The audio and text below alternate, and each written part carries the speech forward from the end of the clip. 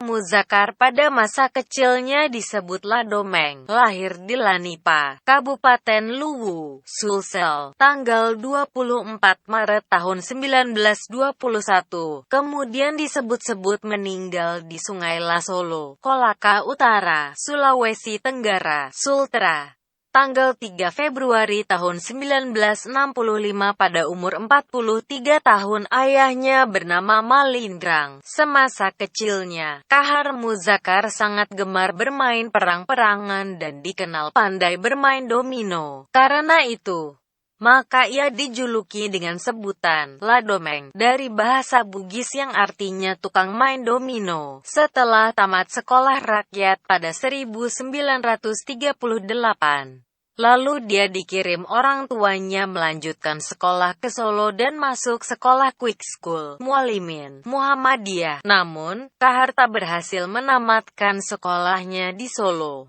Setelah memperistri Siti Walinah, seorang gadis Solo, kemudian ia kembali ke kampung halamannya pada tahun 1941 di Luwu, lalu sempat bekerja di sebuah instansi Jepang, Nippon Dahopo.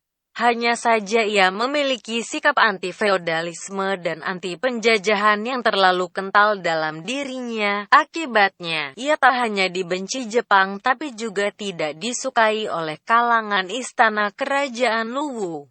Apalagi Kahar Muzakkar melakukan pemberontakan terhadap kepala-kepala adat setempat. Alasannya, karena dia membenci sistem feodal yang berlaku di Sulsel, sehingga ia difitnah dengan tuduhan mencuri.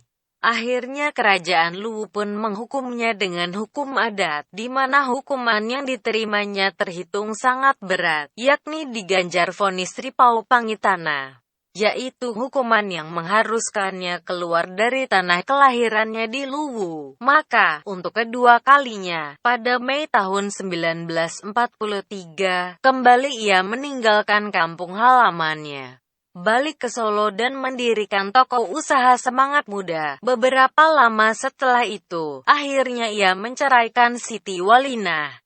Kemudian dirinya mempersunting peranakan noni Belanda bernama Corrie van Steenus yang berasal dari keluarga yang cukup terkemuka. Adapun ayahnya, istri Indo-Belandanya ini bernama Adnan Bernard van Steenus, sedangkan ibunya bernama Supina, berasal dari Solo. Menurut ceritanya, bahwa Kahar Muzakkar beberapa kali menikah dan secara keseluruhan tercatat memiliki 9 istri dan 15 anak. Di kampung halamannya sendiri ia diketahui beristri 3 kali. Setelah proklamasi tanggal 17 Agustus tahun 1945, Kahar Muzakkar memutuskan hijrah ke Jakarta. Di ibu kota, dia lalu mendirikan Gerakan Pemuda Indonesia Sulawesi, kemudian menjadi Kebaktian Rakyat Indonesia Sulawesi. Di Jakarta pula dirinya membuktikan keberaniannya. Pada rapat raksasa di lapangan Ikada, tanggal 19 September tahun 1945, ia pun ikut mengawal Soekarno dan Muhammad Hatta. Kabarnya, Presiden Soekarno tidak merasa tenang jika tidak ada Kahar Muzakkar. Apa yang ia dilakukan untuk NKRI? Kahar Muzakkar adalah seorang figur karismatik dan legendaris dari Tanah Luwu.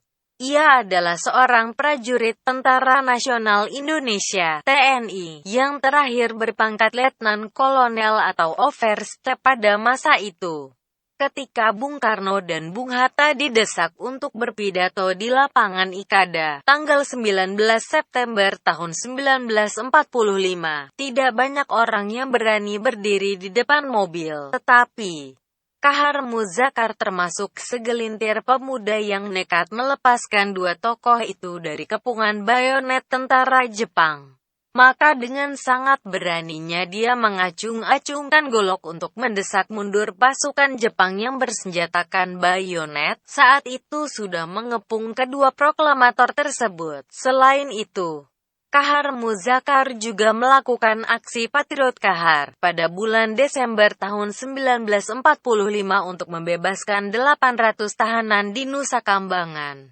Kemudian ia menjadi laskar andalan di bawah Badan Penyelidik Khusus atau semacam badan intelijen di bawah pimpinan Kolonel Zulkifli Lubis. Kahar Muzakkar juga mengikuti berbagai pertempuran penting untuk mempertahankan kemerdekaan. Jadi tak mengherankan apabila karir militernya di Angkatan Perang Republik Indonesia (APRI) adalah makin menanjak ketika terjadi serangan umum pada tanggal 1 Maret tahun 1946. Kahar Muzakkar bersama laskarnya berdiri paling depan. Mereka mampu menguasai Yogyakarta selama 6 jam. Sayangnya distorsi sejarah justru mengagung-agungkan Soeharto pada peristiwa agresi Belanda II saat itu. Setelah itu, maka Kahar Muzakkar pun akhirnya dipercaya menjadi Komandan Persiapan Tentara Republik Indonesia Sulawesi. Ia pun menjadi orang Bugis Makassar pertama yang berpangkat Letnan Kolonel (Letkol) pada 1952 setelah berhasil menumpas pemberontakan Andi Aziz di Sulsel.